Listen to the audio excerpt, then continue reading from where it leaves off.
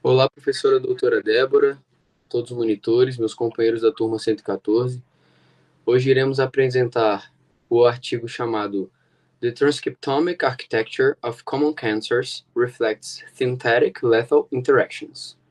O grupo é consistido por mim, Arthur Almeida Espíndola, meu companheiro aqui na minha presença, Murilo Pagotto, e o nosso companheiro João Paulo Bravo, que irá se apresentar posteriormente.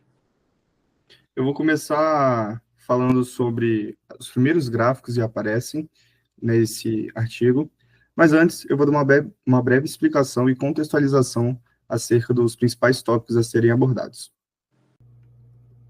Pois bem, o artigo que vamos apresentar se chama Arquitetura Transcriptômica de Cânceres Comuns Refletidos em Interações Letais Sintéticas. Ele foi publicado na Nature Genetics em março de 2025 e é um trabalho de Syed Haider e alguns colaboradores. Para começar, vamos contextualizar. O câncer, como muitos de vocês sabem, é uma doença complexa impulsionada por alterações genéticas. Nossas células possuem mecanismos de buffering, ou seja, sistema de compensação, que as ajudam a lidar com essas alterações genéticas que poderiam ser prejudiciais. E no contexto do câncer, a perda de genes supressores de tumor, TSGs, que normalmente controlam o crescimento celular, vai ser um evento crítico. Mas mesmo com essa perda, as células cancerosas encontram maneiras de sobreviver, muitas vezes ativando outras vias de compensação. E é justamente aqui que entra um conceito fundamental para este estudo, que é a letalidade sintética. Pense assim, imagine que uma célula tem duas rotas alternativas para realizar uma função essencial. Se uma rota falha, a outra pode compensar e a célula sobrevive. Mas se as duas rotas falham ao mesmo tempo, a célula não consegue mais realizar aquela função e morre. Essa combinação de falhas que individualmente não seriam letais, mas que juntas são, é o que nós chamamos de letalidade sintética. No câncer, a ideia é identificar um parceiro letal sintético para um gene que já está alterado no tumor. Se conseguimos inativar esse parceiro, a célula cancerosa morre, enquanto as células saudáveis, que têm a primeira rota intacta, permanecem ilesas. É uma estratégia muito promissa, mas muito promissiva para terapias mais seletivas. E o grande objetivo desse trabalho foi justamente investigar se esse buffering transcricional, no caso, a compensação de perda dos genes supressores de tumor por conta da hiperexpressão de genes letais sintéticos, se é um fenômeno comum em diversos tipos de câncer humano. E mais importante, se isso tem implicações clínicas, como a resposta a tratamento ou prognóstico de pacientes. Para investigar isso, os pesquisadores eles desenvolveram uma abordagem analítica chamada Silver, que vocês podem ver aqui nessa figura. Essa figura é um fluxograma que ilustra 5 etapas principais do processo. E basicamente o Silver ele integra dados de perfil molecular de cânceres com resultado de screen de letalidade sintética. Na primeira etapa, eles identificam os genes supressores de tumor. Já na segunda, eles usam screens genéticos para encontrar genes que são letais sintéticos, ou TSGs. E a terceira etapa é onde eles analisam os perfis de expressão gênica de tumores reais, para ver se esses genes letais sintéticos estão hiperexpressos quando o TSG correspondente está defeituoso. E essa hiperexpressão é o que eles chamam de buffering transcricional. Na quarta etapa, eles identificam os metagenes letais sintéticos, que são grupos de genes letais sintéticos que mostram esse buffering. E, finalmente, na quinta etapa, eles avaliam o potencial prognóstico e preditivo desses metagenes.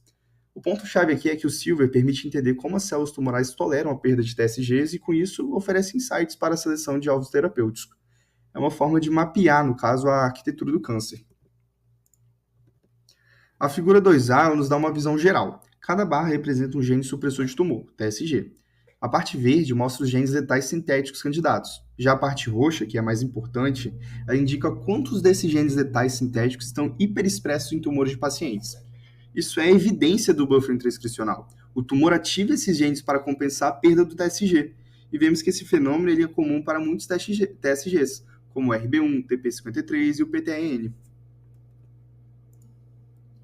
A figura 2B ela vai complementar, mostrando que a maioria desses pacotes de genes letais sintéticos, no caso dos SLMs, não é muito grande. Cerca de 76% dos SLMs tem 50 genes ou menos. Isso sugere que o buffering geralmente envolve um conjunto mais focado de genes, o que pode ser útil para identificar os alvos terapêuticos. Para ilustrar, eu trouxe uma sequência de imagens, que no caso é 2C, 2D e 2E, que mostram exemplos para os genes RB1, CDH1 e PTN. Nela a gente vê que quando esses TSGs estão com defeitos, outros genes letais sintéticos, como o CDK2 para o RB1, FRMT2 para o CDH1 e o RHNO1 para o PTN, eles vão estar hiperexpressos em diferentes tipos de câncer. E esses exemplos visuais, eles vão reforçar que o buffer transcricional, ele é um mecanismo ativo e comum nas células cancerosas. Ó, como podem ver aqui, note bem, aqui também. E para validar, né, esses achados, a gente tem esse gráfico de dispersão. Ela mostra um screen isogênico para o gene RB1. Os pontos vermelhos abaixo da linha zero indicam genes que, quando inativados, causam grande perda de viabilidade em células com RB1 mutado, mas não nas normais. Isso confirma justamente que genes como E2F3, CDK2 e CCNE2, eles são verdadeiros parceiros letais sintéticos de RB1. E finalmente a gente tem aqui o diagrama de Venn, que no caso é a figura 2G, amarrando tudo que a gente falou. A parte superior mostra forte sobreposição entre genes letais sintéticos de RB1 identificados por diferentes métodos. Já a parte inferior, ela demonstra que esses mesmos genes letais sintéticos estão de fato hiperexpressos em tumores de pacientes com RB1 defeituoso. E essa figura é a prova final de que o buffer transcricional é um fenômeno real e clinicamente relevante, validado por múltiplas fontes de dados. Dando continuidade ao entendimento do nosso artigo, né, do nosso trabalho, vou me reapresentar. Eu sou o Arthur, me apresentei no começo e vou continuar agora o entendimento do nosso artigo. A gente precisa entender o contexto que vai trazer a figura 3, subdividida em 3A, B, C, D e F, para a construção do entendimento do artigo. A figura 3, ela vai ser muito importante para a gente entender como que algumas características genéticas do câncer vão ser exploradas para desenvolver novos tratamentos, né? Na verdade, como elas podem ser exploradas. Basicamente, essa figura vai mostrar a validação da letalidade sintética em relação aos genes BRCA1 e 2. A figura 3A, ela está trazendo para a gente a ideia de cânceres de mama triplo negativos, a deficiência de recombinação homóloga, né? Ou seja, cânceres com falha no reparo de DNA, grandes bancos de dados, que no caso são o SCAMB e o TCGA, e o que a gente consegue perceber é que os genes que vão ser pares na letalidade sintética com o BRCA1 e 2 mostram uma expressão significativamente maior em cânceres que já têm deficiência no reparo do DNA, já têm deficiência de recombinação homóloga. Isso sugere para a gente uma tentativa da célula cancerosa de compensar essa falha, essa mutação que ela tem em BRCA1, BRCA2, usando outras vias de reparo para se manter, né, viva.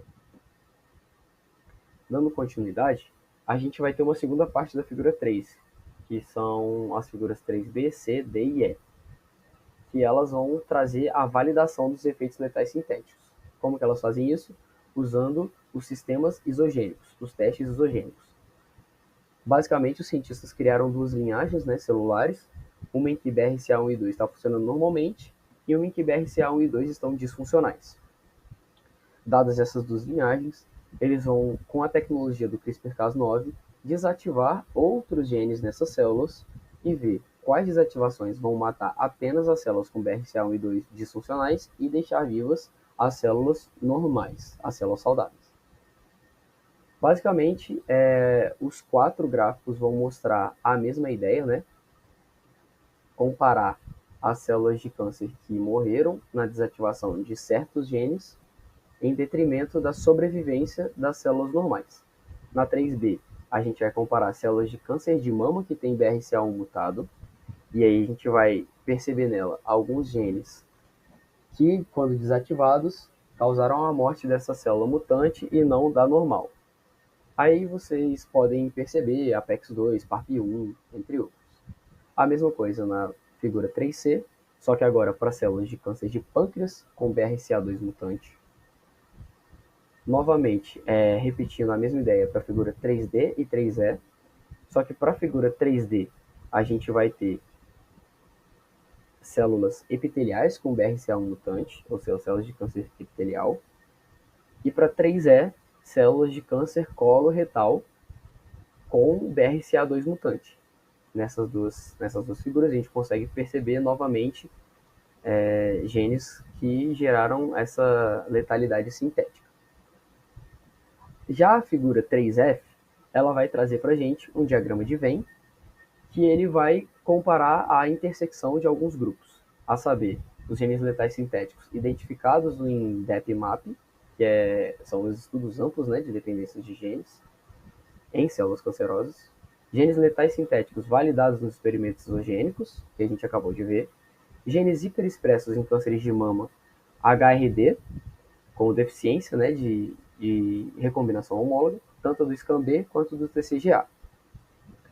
A gente consegue perceber nesse diagrama que existe uma sobreposição muito significativa entre esses grupos. E um P, no caso 1.1 vezes 10 a menos 26, muito pequeno. Isso significa que é um estudo muito confiável, é muito difícil dessa conclusão ter sido uma coincidência. Isso é ótimo, no caso do estudo. Isso vai significar também que mesmo os genes que são parceiros sintéticos letais, para BRCA1 e 2, são aqueles que estão hiperexpressos em cânceres com deficiência de reparo de DNA. E essa hiperexpressão é o mecanismo que a célula vai usar para se adaptar, mas que torna maior sua vulnerabilidade a um possível tratamento inovador. É importante perceber isso, já que desenvolver novos tratamentos deve sempre ser um dos focos dos cientistas.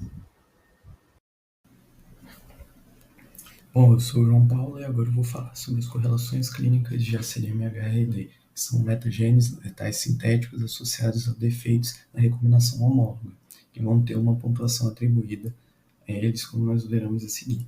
Então, embora as cicatrizes genômicas relacionadas a defeitos na recombinação homóloga reflitam uma história de HRD e prevejam a resposta a tratamentos que danifiquem o DNA, elas não garantem que um defeito de HRD exista no momento do tratamento.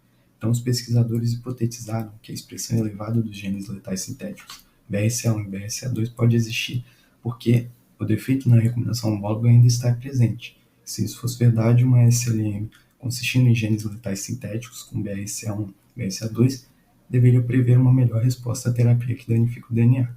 Consistente com a hipótese dos pesquisadores, uma SLM derivada de Silver consistindo em 73 genes letais sintéticos, BRCA1 e 2, identificados do DEPMAP e dos screenings isogênicos, que estão hiperexpressos em cânceres com pontuação alta de HRD-Detect, foi predominantemente elevada para baixo nas linhagens celulares Kaplan1 e SUM149, revertentes de BRCA1 e 2, ou seja, proficientes em recombinação homóloga, competentes em recombinação homóloga quando comparados com seus clones parentais mutados em BRCA1 e 2 e defeituosos em recombinação homóloga, que receberam uma pontuação mais alta na pontuação de SLM. Sendo assim, usando o SLM-HRD e perfis transcriptômicos tumorais de pacientes com TNBC tratados com quimioterapia adjuvante do coorte SCAM-B, também foram estimados scores de SLM-HRD e divididos essas pontuações em 3 grupos: pontuação baixa, intermediária e alta. E o grupo SLM-HRD alto foi associado a uma melhor sobrevida global, além de melhor sobrevida livre de doença invasiva e um maior intervalo livre de relapso distante, como é possível observar nos gráficos. E sendo assim, SLM-HRD ainda permaneceu um preditor independente do resultado dos pacientes quando ajustados para o status do HRD-Detect, destacando o valor prognóstico do SLM-HRD para identificar pacientes com maior risco de relapso. Além disso, foi testado o valor preditivo do SLM-HRD usando perfis de expressão gênica de TNBC do estudo clínico Brightness de terceira fase, onde a adição do sal de platina de alvo HRD à carboplatina do inibidor de PARP, veliparib, à quimioterapia neoadjuvante padrão, paclitaxel, foi observado um benefício em um conjunto de pacientes. E os scores, as pontuações SLM-HRD, foram consistentemente mais altos em pacientes com resposta completa patológica, ou seja, PCR que indica que o tumor foi completamente removido, não foi mais identificado, em comparação com aqueles com carga residual de doença RD, em todos os braços de estudo, ou seja, com tratamento com paclitaxel, com tratamento com paclitaxel carboplatina e com tratamento com paclitaxel, carboplatina e veliparib. Também foi realizada uma avaliação adicional da SLM-HRD em um ensaio neoadjuvante adaptativo de fase 2, ISPY2, focando nos braços de tratamento padrão do TNBC. Neste ensaio, o SLM-HRD, a pontuação foi associada a taxas mais altas de PCR, resposta completa patológica, quando os pacientes foram tratados com paclitaxel isoladamente ou em combinação com platina e veliparib, como observado no gráfico. E também foi observado que o SLM-HRD foi associado a uma taxa mais alta de PCR em um cenário em que o paclitaxel foi combinado com agente de imunoterapia antiproteína de morte celular programada, PD-1, que é o pembrolizumab, como observado no gráfico. Então, foi estendida a avaliação preditiva de SLM-HRD a 2 conjuntos adicionais de dados de câncer de mama tratados com quimioterapia, contendo regime sequencial baseado em taxano e antraciclina. E em ambos os conjuntos de dados, o SLM-HRD foi novamente associado a PCR. Por fim, foi testado a SLM-HRD no tratamento de paclitaxel de um ensaio clínico de fase 2, onde pacientes com câncer de mama receberam doxorubicina, ciclofosfamida neoadjuvante, seguidos por agentes de quimioterapia paclitaxel e ixabepilona. Nesse estudo, nessa associação, a SLM-HRD mostrou uma tendência novamente de associação positiva com o PCR, uma resposta completa patológica. Em resumo, esses dados não apenas confirmam o poder de prognóstico preditivo do SLM-HRD, mas também destacam informações cruciais contidas no estado transcricional dos cânceres de mama, deficientes em recombinação homóloga no momento de biópsia, independentemente do estado histórico de uma cicatriz de defeito em recombinação homóloga. Além disso, para delinear potenciais correlatos genômicos de SLM-HRD, foi examinada a associação com mutações chave em TNBC. E dado que a derivação de SLM-HRD foi em parte influenciada por predições de HR-detect, como esperado, em TNBCs de SCAM-B, o SLM-HRD teve uma associação positiva com status de HR-detect, como observado pelo mapa de calor, e também com correlatos genômicos do HR-detect, como mostra o mapa de calor, como MYC, MCL1, amplificações de genes, também mutações em PTN, RB1, TP53. E, dentre esses, as mutações de RB1 exibiram uma correlação forte com SLM-HRD, então foi hipotetizado se uma combinação do status da pontuação do SLM-HRD e do RB1 melhorava a estratificação de precisão de pacientes que têm uma pontuação alta no HR-detect. Nesse sentido, o SLM-HRD de pacientes que são positivos para defeitos na recombinação homóloga foi fortemente associado com o status de RB1, sugerindo que a atividade transcripcional medida pelo SLM-HRD sozinha já é um importante número preditivo da mutação de RB1 com alto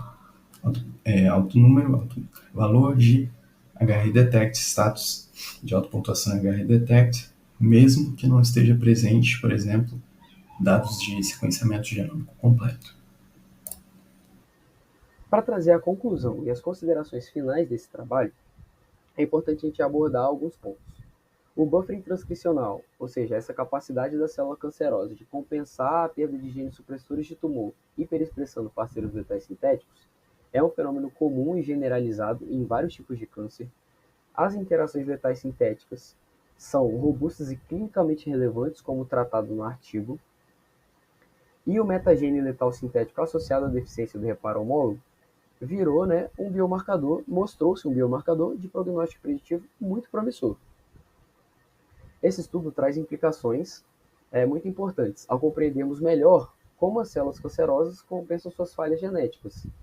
Assim, a gente pode identificar novos calcanhares de Aquiles para o tratamento, abrindo porta para o desenvolvimento de estratégias terapêuticas inovadoras, baseadas na letalidade sintética tratada pelo artigo.